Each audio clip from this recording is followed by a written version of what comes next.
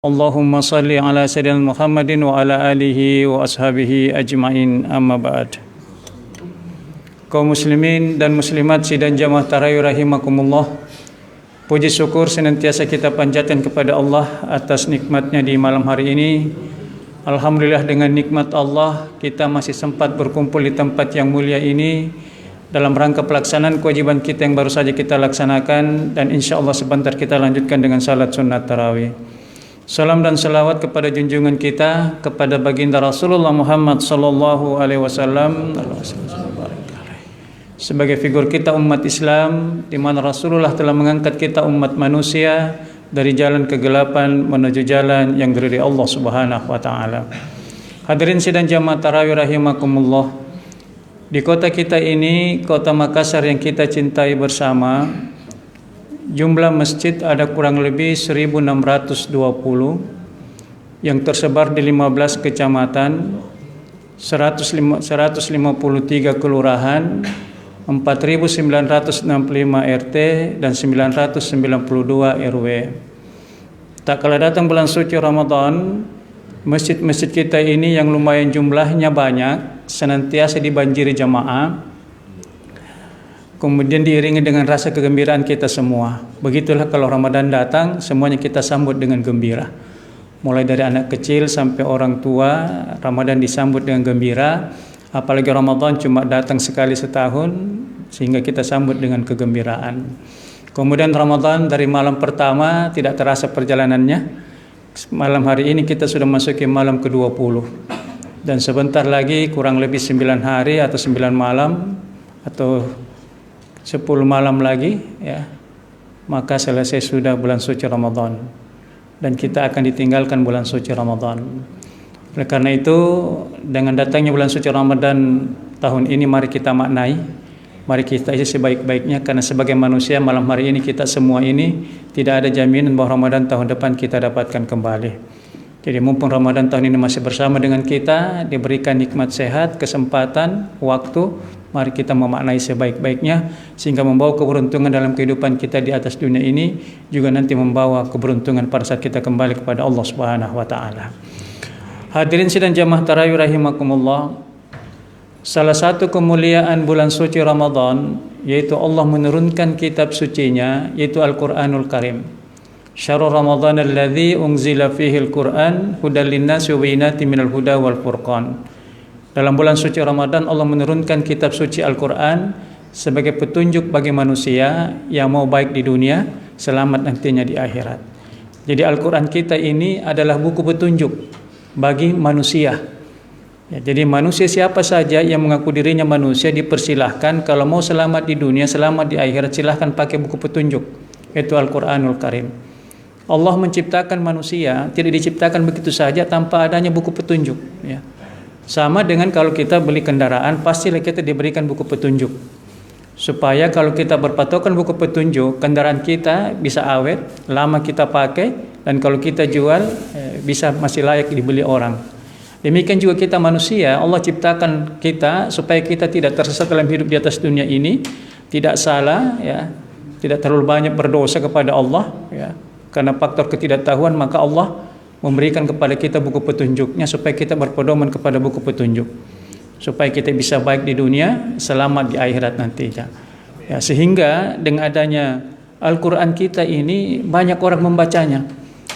Banyak sekarang orang-orang di luar Islam mengkaji Al-Quran kita, karena memang Allah turunkan Al-Quran untuk umat manusia, tidak ditujukan khusus kepada umat Islam saja. Ya, jadi sekarang ini banyak orang di luar Islam mengkaji Al-Quran kita, sehingga dengan mengkaji Al-Quran kita, mempelajari Al-Quran kita, banyak di antara mereka yang memeluk agama Islam. Dan rata-rata mereka yang memeluk agama Islam itu rata-rata orang pintar, rata-rata orang cerdas, karena dia mengkaji kebenaran Al-Quran sehingga menemukan kebenaran Al-Quran, sehingga mereka memeluk agama Islam. Salah satu contohnya misalnya Profesor Maurice Bucaille, ya, ilmuwan Perancis yang meneliti tentang jasad Fir'aun. Kenapa jasad Fir'aun tidak dihancurkan oleh Allah Subhanahu wa taala?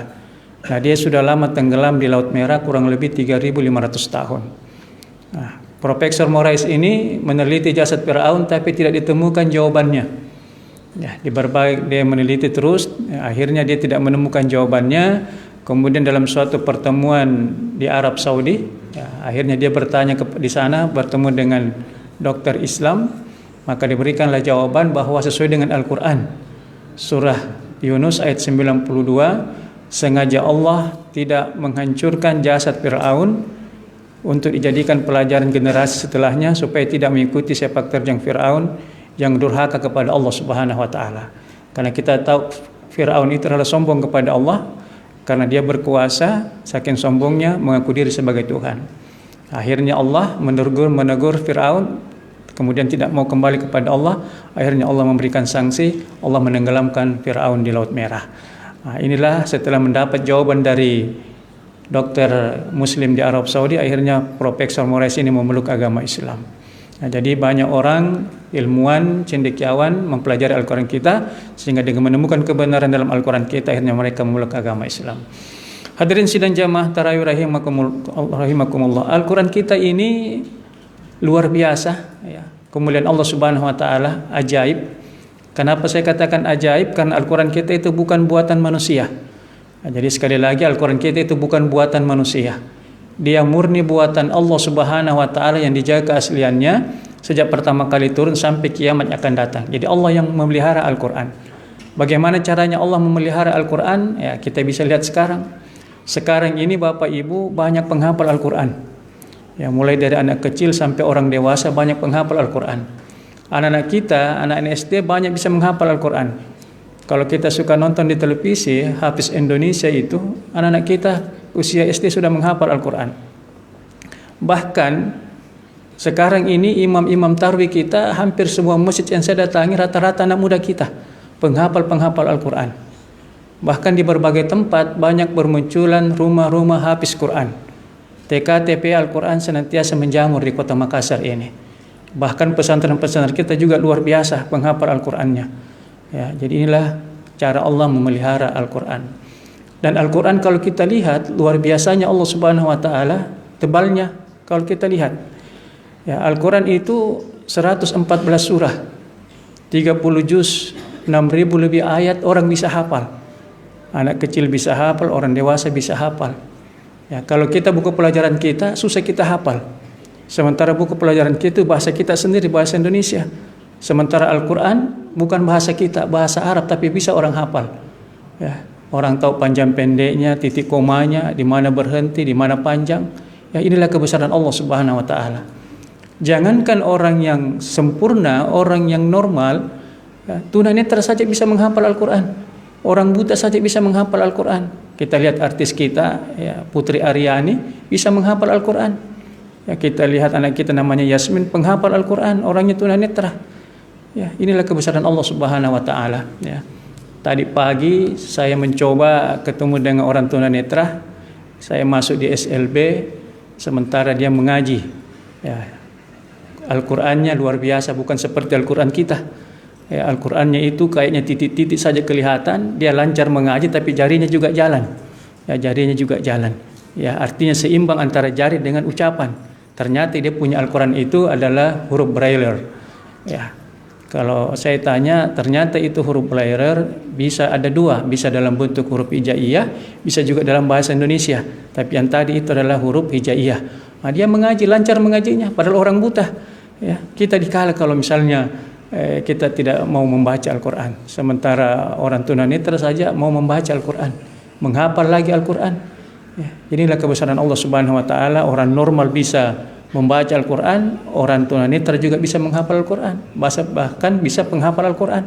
Ini kebesaran Allah Subhanahu wa taala. Jadi Allah juga memang sampaikan kalau ada orang yang mau serius mempelajari Al-Quran, menghafal Al-Quran, maka Allah mudahkan. Jadi banyak sekarang ini banyak penghafal Al-Quran kita. Ya, ini kebesaran Allah Subhanahu wa taala. Kemudian Al-Quran yang kita baca itu menghasilkan pahala setiap hurufnya. Satu huruf kita baca 10 pahala, dalam bulan suci Ramadan bisa saja dilipat gandakan sampai dengan 700 kali lipat, bahkan bisa lebih daripada itu kalau Allah menghendaki. Ya, contoh kecil, kalau kita baca surah Yasin saja, ya, surah Yasin itu ada 83 ayat. Ada 733 kata dalam surah Yasin. ada 3068 huruf dalam surah Yasin. Kalau kita tamat baca surah Yasin saja, kita bisa mendapatkan 30.000 lebih pahala.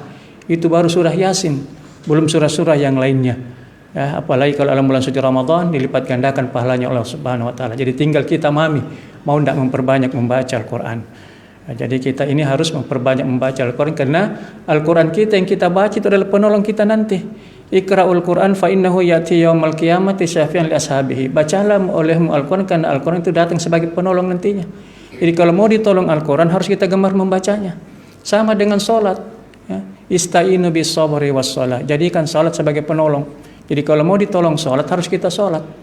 Ya. Kalau mau kita ditolong Al-Qur'an harus kita gemar membaca Al-Qur'an.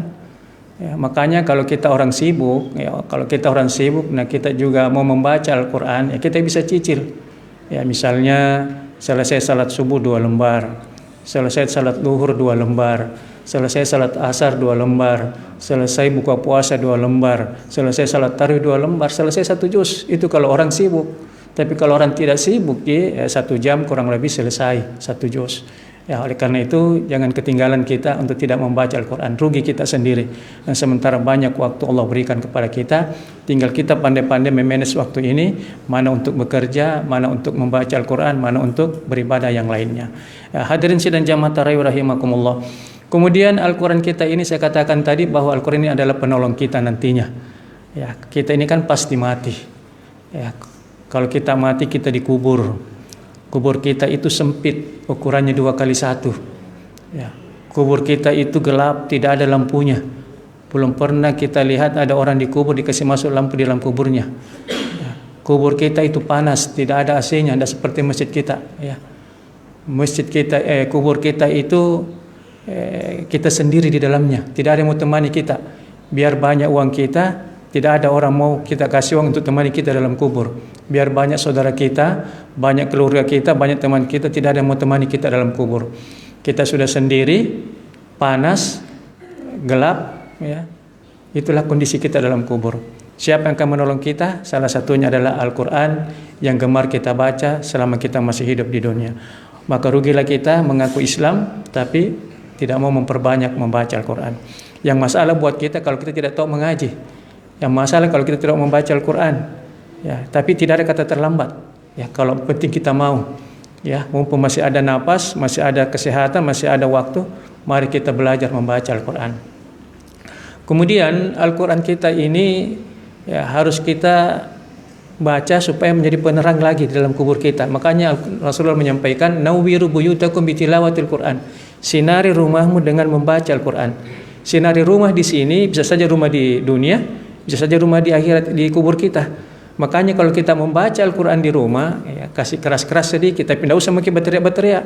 Biasa saja membaca Al-Quran. Kenapa? Supaya suara kita itu bisa mengusir makhluk-makhluk jelek dalam rumah kita. Sama dengan azan. Azan itu kalau setan dengar lari. Saking takutnya dengar suara azan, apalagi kalau Al-Quran dibacakan. Ya. Jadi Al-Quran ini silahkan kita baca karena membantu kita di rumah kita di dunia, juga nanti penerang nanti pada saat kita masuk ke dalam kubur kita.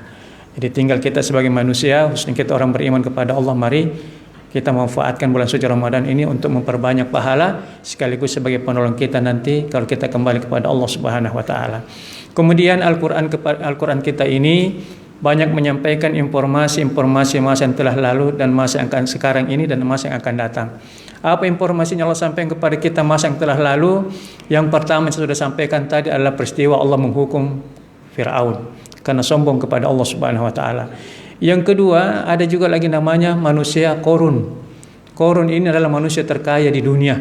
Ya, saking kayanya Qarun, kunci-kunci gudangnya saja dibawa oleh beberapa ekor unta. Ya, tapi Qarun juga berteman dengan Fir'aun. Ya, Qarun saking kayanya sombong kepada Allah Subhanahu wa taala. Dia karena merasa kaya sombong kepada Allah sehingga Allah menegur Qarun supaya kembali kepada Allah. Tapi karena dia sombong kepada Allah tidak mau kembali, maka Allah menurunkan tegurannya atau siksaannya. Allah tenggelamkan Qarun bersama harta bendanya di bumi. Ya, jadi Allah sendiri yang menenggelamkan Qarun. Kalau Fir'aun ditenggelamkan di laut, kalau Qarun ditenggelamkan dalam bumi, dalam tanah. Ya, ini kalau orang sombong kepada Allah Subhanahu wa taala. Sudah berkuasa sombong, Allah marah. Sudah kaya sombong, Allah juga marah. Ya, ada lagi namanya satu Raja Namrud. Ya, ini juga sombong kepada Allah, namanya raja berkuasa, sombong kepada Allah, mengaku diri juga sebagai Tuhan. Ya, kemudian ditegur sama Allah, tidak mau kembali, maka Allah menantang Raja Namrud ini untuk mengumpulkan semua tentaranya. Nah, Allah juga mempersiapkan tentaranya. Tentaranya Allah bukan manusia, bukan malaikat, tapi tentaranya Allah pilih binatang. Dan binatang yang Allah pilih bukan binatang besar, binatang-binatang kecil, ya, nyamuk. Ya, nyamuk bukan 1-2 ekor, tapi jutaan ekor, sehingga matahari tidak kelihatan. Akhirnya terjadi perang antara manusia melawan binatang. Ya, yang menang adalah binatang, ada utusannya Allah Subhanahu wa taala. Dan hebatnya itu nyamuk pada saat itu tidak sama nyamuk kita sekarang. Kalau nyamuk dulu lawannya Raja Namrud itu, selain dia menghisap darah juga menggigit daging tentara Namrud, sehingga terjadi kelihatan tulang belulang. Karena selain digigit juga dimakan dagingnya, juga dihisap darahnya. Bukan main kalau jutaan nyamuk, ya, jutaan nyamuk. Akhirnya Raja Namrud kalah.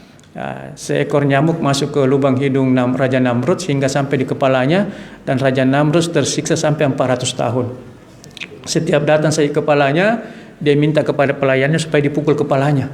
Dipukul kepalanya pakai tongkat atau pakai besi, ya, karena sakit sekali kepalanya. 400 tahun tersiksa, akhirnya dia mati.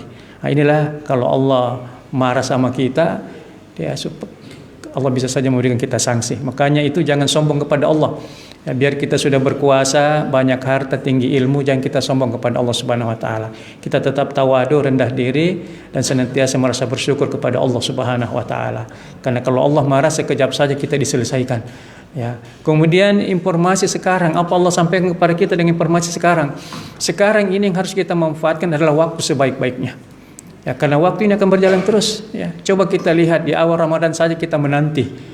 Ya, malam tarwih saja pertama, ya, kita menanti apa sudah mulai apa belum. Tak terasa waktunya kita malam ke-20 ini malam. Ya, 21 lagi. Ya, tidak terasa. Ya. Jadi oleh karena itu Allah menyampaikan kepada kita, wal asri innal insana lafi khusrin. Wal asri, demi masa, innal insana lafi khusrin. Sesungguhnya manusia berada dalam kerugian. Kenapa Allah sampaikan kepada kita dalam kerugian dalam waktu ini? Karena kadang kita lalai. Ya, kita tidak memanfaatkan waktu sebaik-baiknya. Kita biarkan waktu ini berlalu begitu saja tanpa kita maknai di dalamnya. Sehingga Allah mengatakan innal insana lafi khusrin. Sesungguhnya manusia berada dalam kerugian. Makanya sekarang tugas kita dengan adanya waktu ini, kita mencegah kerugian, meraih keberuntungan. Ya, jadi mencegah kerugian, meraih keberuntungan. Bagaimana caranya? Yang pertama, sesuai dengan surah Al-Asr ini, kita harus beriman kepada Allah. Beriman kepada Allah Subhanahu wa taala. Ya, kita kan sudah mengatakan inna sholati wa nusuki wa mahyaya wa mamati lillahi rabbil alamin. Kita sudah adakan pernyataan. Ya, kita serahkan hidup kita kepada Allah dengan keimanan kita kepada Allah Subhanahu wa taala. Yang kedua, syarat kedua supaya kita meraih keberuntungan, mencegah kerugian, yaitu kita memperbanyak amal soleh.